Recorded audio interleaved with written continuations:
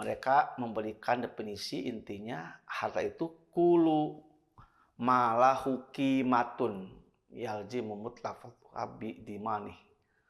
Setiap aset yang bernilai.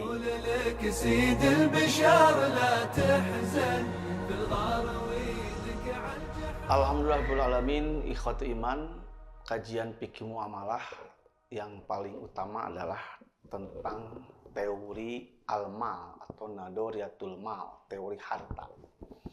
Jadi objek fikih muamalah itu adalah salah satunya adalah terkait harta. Apakah itu objek dalam transaksi jual beli, sewa menyewa, objek pinjaman, termasuk transaksi yang sifatnya sosial juga objeknya tentu adalah harta. Dalam pandangan syariat Islam, harta itu memiliki batasan, kriteria. Tidak semua yang berwujud, aset yang ada dalam lingkungan itu disebut harta. Sebelumnya tentunya kita definisikan apa itu harta. Dalam bahasa Arab, harta artinya mal, jamaknya amwal. Mal itu dari kata mala yamilu mail, sesuatu yang condong, cenderung, ya, sesuatu yang dimana hati kita itu cinta, condong terhadap sesuatu itu. Itu disebut dengan harta secara lughah. Adapun dalam memberikan takrif, definisi secara istilah, setidaknya ada dua pandangan. Para ulama fikih muamalah biasanya membagi dua definisi. Yang pertama, definisi harta menurut Hanafiyah. Para ulama fikih bermadzhab Hanafi. Mereka mendefinisikan harta itu sesuatu yang manusia secara tabiat condong terhadap harta itu, ya. Dan harta itu bisa dimiliki, disimpan, dan dimanfaatkan. Itu batasan harta menurut Hanafiyah. Ma yamilu ilaihi tab'ul insan wa yumkin idkhar ila waqtil hajah.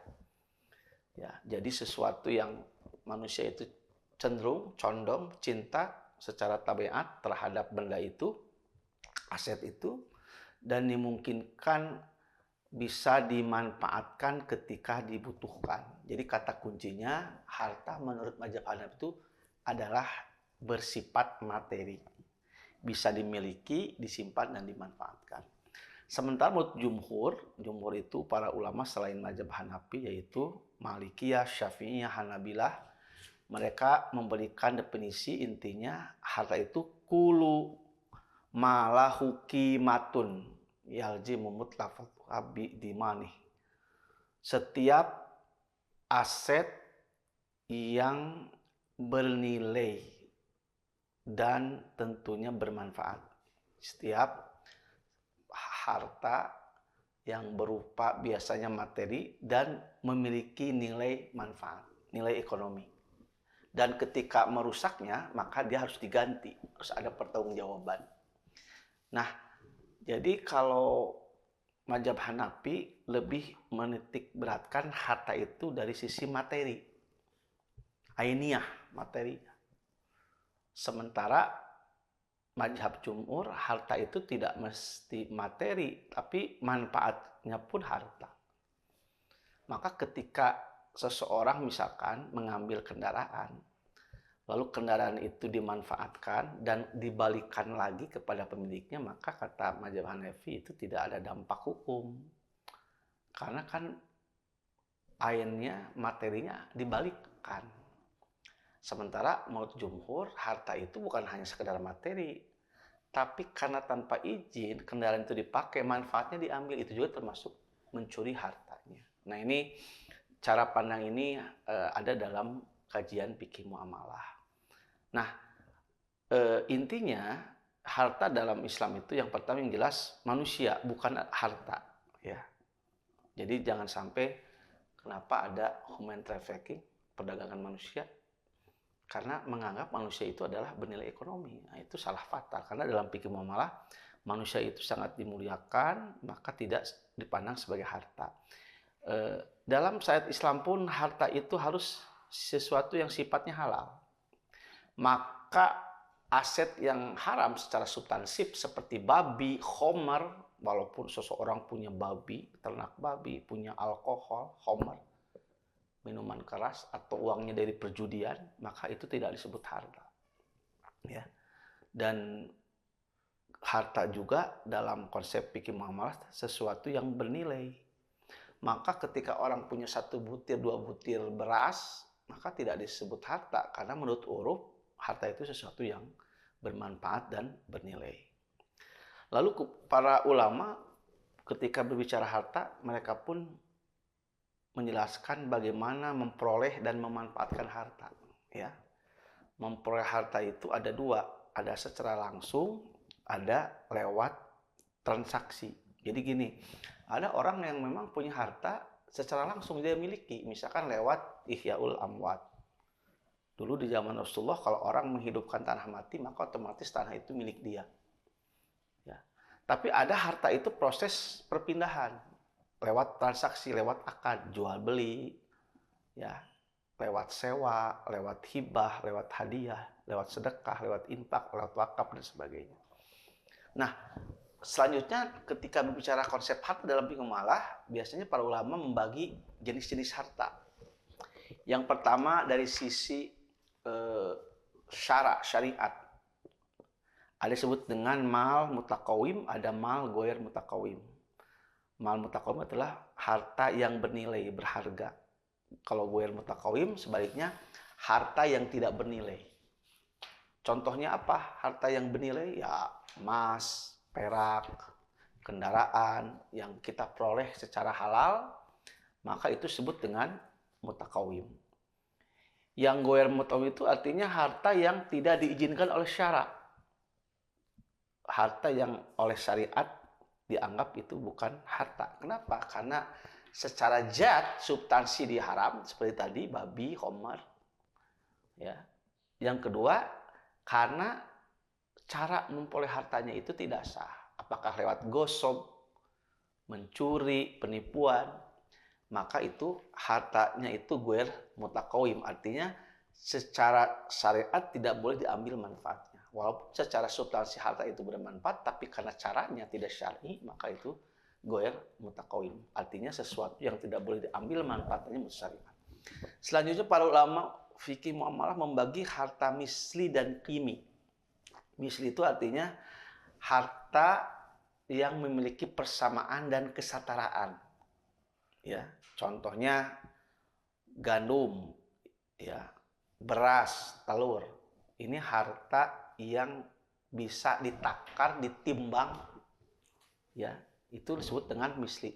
Kalau kimi, sebaliknya harta yang tidak mempunyai persamaan atau bandingannya di pasar. Ya, contohnya sebatang pohon, binatang, gitu ya.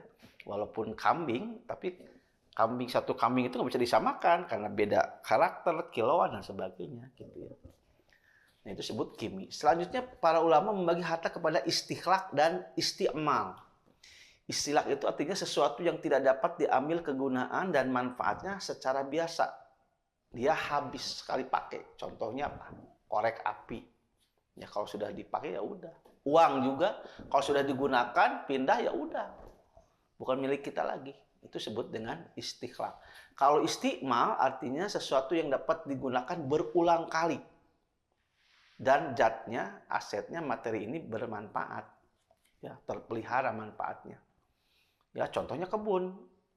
Ya, kebun itu termasuk istiqmal, ya. Karena kalau kita nanam bisa digunakan lagi. Pakaian kita juga pakaian, sepatu kita, ya. Itu sepatu kita beli lalu kita jual lagi bisa punya nilai, ya. Lalu ulama membagi harta dari mankul dan goer mankul. Harta yang dapat dipindahkan disebut dengan harta bergerak, ada goer mankul, harta yang tidak dapat bergerak. Contoh yang tidak bergerak ya tanah, pabrik, rumah, sawah. Kalau yang bergerak apa? Pakaian, kendaraan, uang, emas, perak, itu termasuk yang mankul.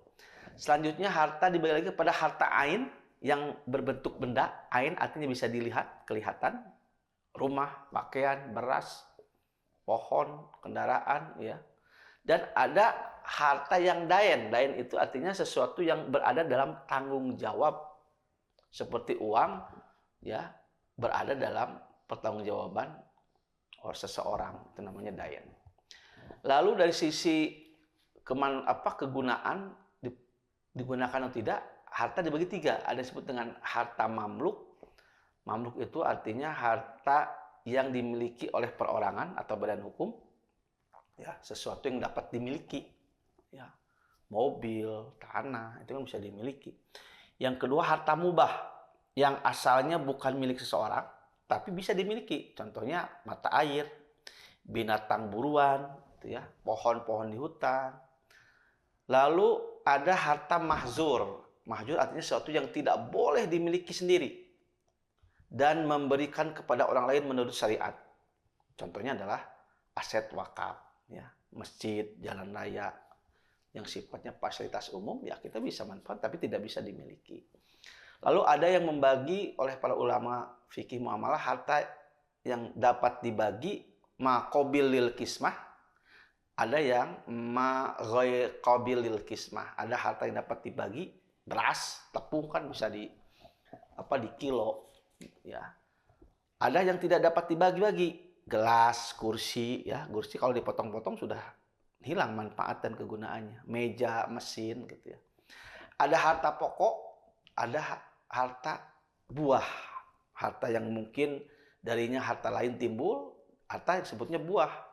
Hasil dari harta yang pokok itu. Lalu ada juga disebut dengan al-mal al-khos, harta yang bersifat khusus, pribadi, tidak bercampur dengan harta yang lain. Ada harta am, milik umum, milik bersama. Ini itu konsep harta dalam fikih muamalah. Lalu juga terus dalam kajian Islam juga harta itu punya fungsi. Selain untuk kepentingan pribadi, juga ingat dalam Islam harta itu punya fungsi sosial. Bahkan harta itu bukan hanya fungsi pribadi, fungsi ibadah, fungsi sosial, ya. Dan harta itu sekali lagi dalam bahasa ajaran kita, di dalam harta kita ada hak orang lain. Jadi dalam harta itu bukan hanya semata pribadi. Dalam harta kita ada hak istri, hak anak, dan hak publik, ya, lewat infak, sedekah.